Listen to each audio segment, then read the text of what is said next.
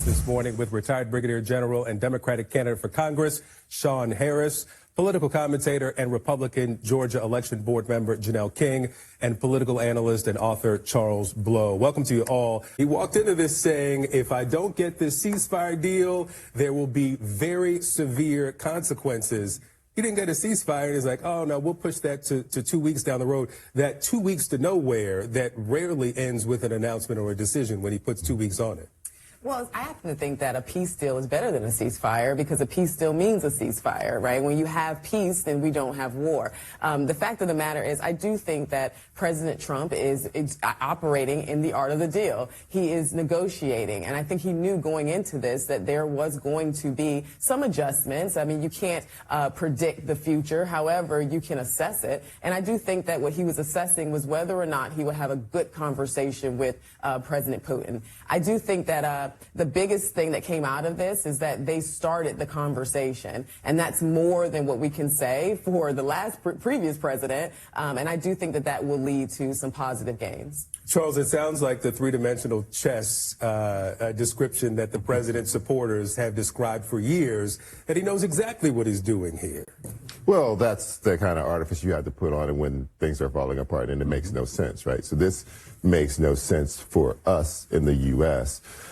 Putin got a lot out of it. Putin has been a pariah. He, in all of the West, there's an international a warrant out for his arrest for war crimes in Ukraine. The U.S. itself has had sanctions on Putin for the last 3 years, I guess it is, and yet President Trump rolls out literally a red carpet for him, and it kind of takes him out of that isolation. So, of course, the Russians are cheering this morning for what this meeting meant for them. What it meant for us, what it meant for Ukraine, is not at all clear that we got anything out of it. Certainly Ukraine, the optics of the way that he treated Zelensky to the way he treated Putin lets you know where his kind of heart is in this debate. Putin is the aggressor here. Are we going to see any deal that comes out of this that does not reward that aggression? That is really important for us and for the Western world to have on the table and have resolved. And, you know, if we don't do that, if Trump continues to simply allow people to flatter him and then call them friends because they flattered him, that does not portend well for U.S. diplomacy.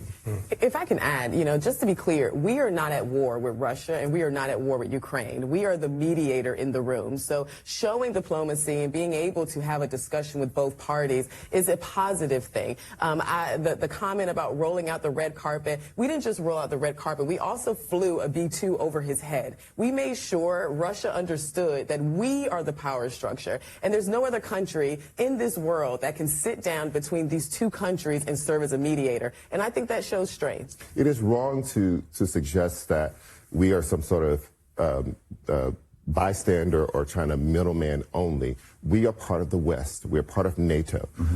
Putin is right on the doorsteps of NATO countries.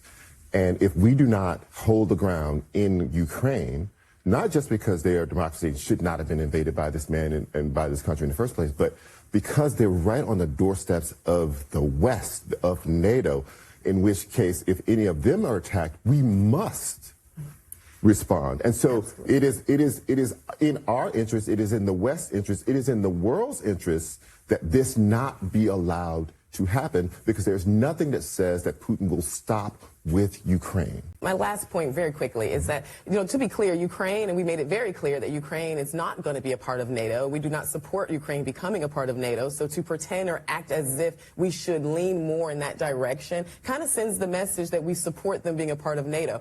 The fact of the matter is we have to make sure that, particularly with Russia, that we have a firm relationship with them, considering the fact that they are literally 2 miles away from Alaska. So it's important to make sure we maintain that. But